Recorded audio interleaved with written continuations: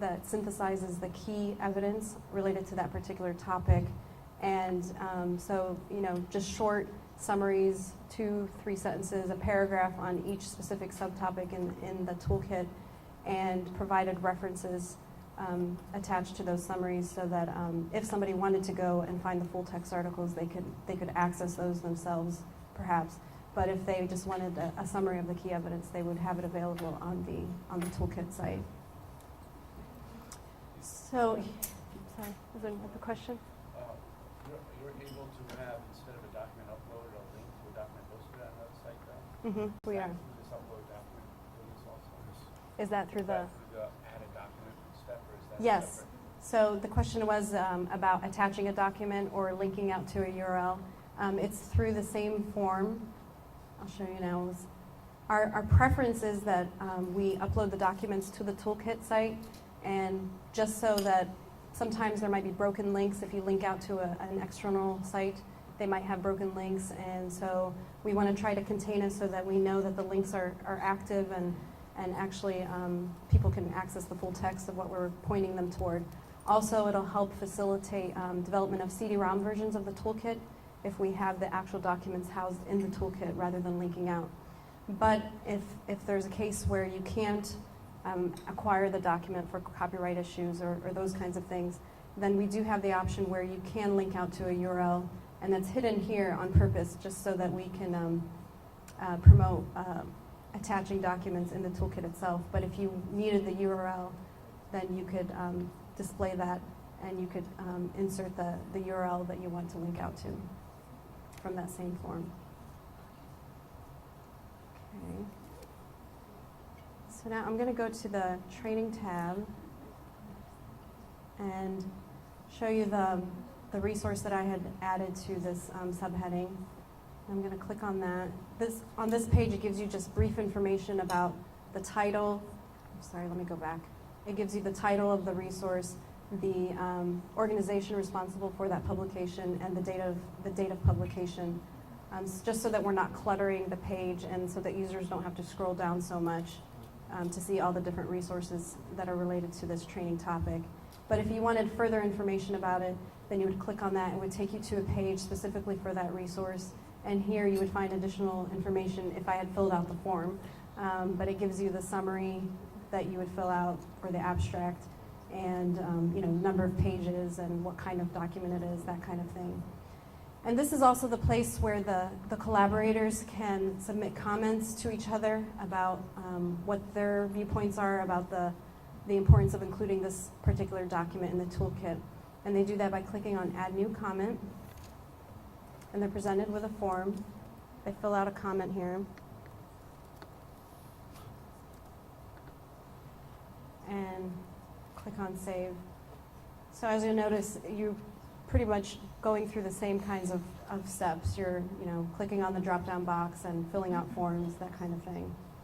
And so then the comment pane appears underneath the resource information here. And other contributors can see those comments, and after a while they can get a sense of what the consensus is about that document and decide whether to keep it in or not to include it in the toolkit. What else? Can you also, could the developers also kind of like respond to a comment? Like, what if several people are writing and saying, oh, we also really need X, Y, Z, and then you add that in? Is there a place then for you to go back and say, oh, thanks, we've now added that, so it doesn't just hang there? Right. Yes, so under this comment box, you can go over here and click on Reply. And so another person could reply to that and said,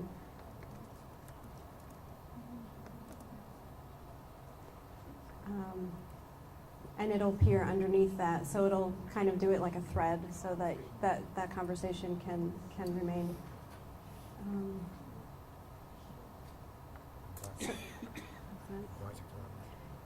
So I gave you an idea of how to invite contributors. I'll do that again.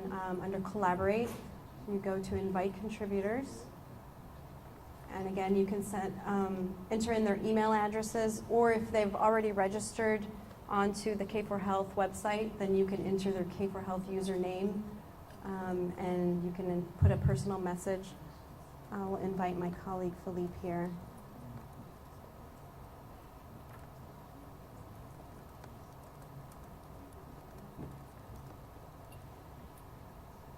And just click on send invitation. And it tells me that one invitation was sent. You can add multiple email addresses at one time. If you wanted to see who is already in the technical working group, you can go to, sorry, I did that really quickly, collaborate, and then view list of contributors, and it presents you with a list of the people who are signed on to the Toolkit application for this particular toolkit. And so you can see who else needs to be invited and that kind of thing. There is a help guide that will be built into the system, so if somebody gets stuck in the process, they can go to the help guide. And we're still kind of working on that at this point. If we get bumped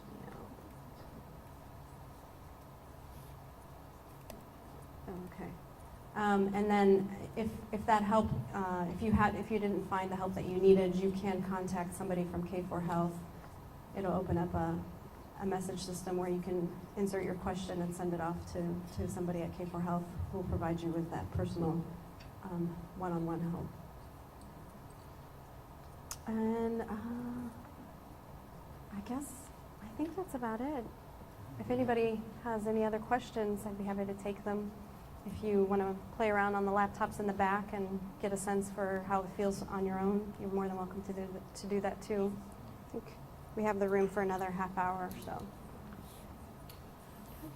Thank you. When you say technical working group, is there a particular, would anybody coming in here do this any given topic, or is there different there? Well, I guess by technical working group, we mean a group of experts from various organizations. We'd have to work that process out, but basically, if somebody's interested in a toolkit topic, you can contact somebody at K4Health, Philippe LeMay, or myself, or Steve here, and we can work out an arrangement. But basically, like for example, for Implants Toolkit, Engender Health and FHI actually came together and said we want to develop. They had it in their work plan that they needed to develop some sort of product around implants to improve access to that information. And FHI said, oh, well, K4Health has this tool, and so why don't we use that avenue? And so, and then we've tapped in. I mean, the players, I think, are pretty well known in the field. But yeah, I mean, that process is pretty fluid and flexible. But again, we wouldn't want just anybody developing any sort of toolkit and calling themselves experts on the topic. So, but we don't anticipate that being a problem. Yes.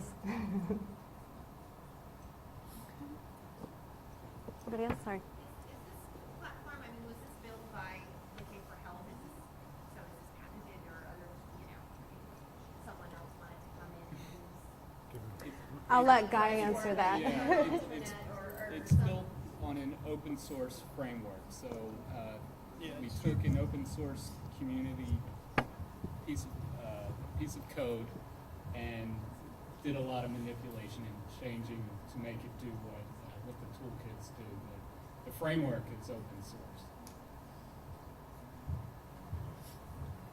Go ahead. Hi. Is this more of a, so let's say toolkits, there's technical working groups and toolkits are developed. Is it more of a global perspective, or is it maybe regional, specific? Yes, so far what we've displayed to you, the ID Toolkit and Implants Toolkit are global in nature, but we do have some country-level ones in South Africa, for example, related to HIV/AIDS that are in development. And I think Peggy alluded to that in her presentation, that is the model that we're reaching for, is that we have more of those country-level and regional-level toolkits that start to develop. Okay. Anything else? Okay. Well, thanks for sticking by and seeing the second part of this presentation. I didn't think we'd have such a big crowd. Thanks.